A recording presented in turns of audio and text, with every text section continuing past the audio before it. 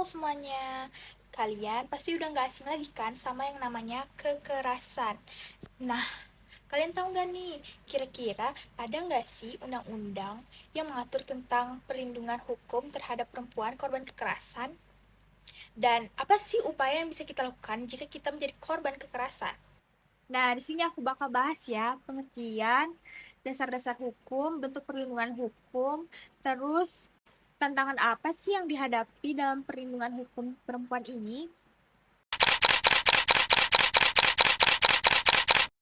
Pengertian, hukum perlindungan perempuan terhadap kekerasan adalah seperangkat aturan yang dibuat negara untuk mencegah, menangani, dan menindak pelaku kekerasan sekaligus melindungi hak-hak perempuan sebagai korban.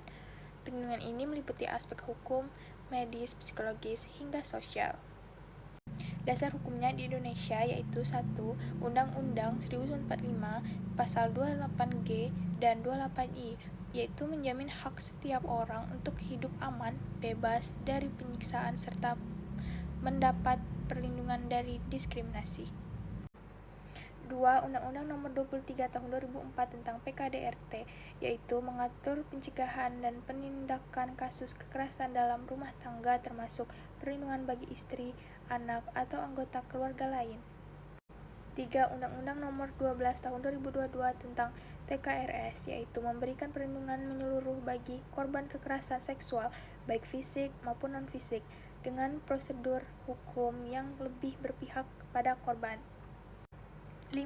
Instrumen internasional.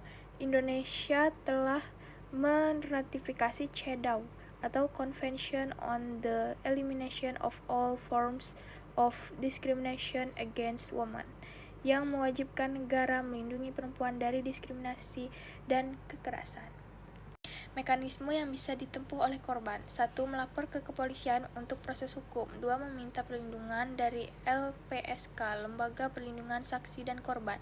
3. Pendampingan hukum dan psikologis dan Komnas Perempuan, UPTD, PPA. 4. Mendapat layanan medis dan konseling untuk pemulihan fisik dan mental. Tantangan perlindungan. 1. Banyak korban takut melapor karena ancaman pelaku atau malu. 2. Stigma masyarakat yang sering menyalahkan korban. 3. Proses hukum yang panjang dan kadang kurang berpihak pada korban. 4.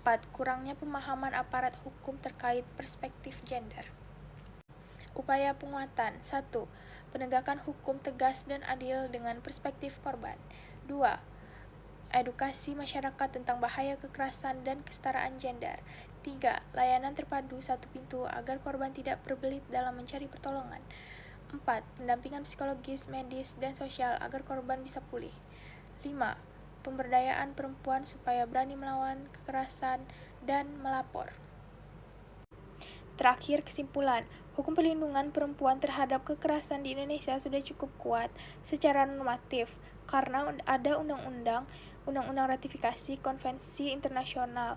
Namun, tantangan utamanya pada implementasi, yaitu bagaimana aparat hukum, masyarakat, dan pemerintah bisa bekerja sama agar perempuan benar-benar terlindungi dan mendapat keadilan.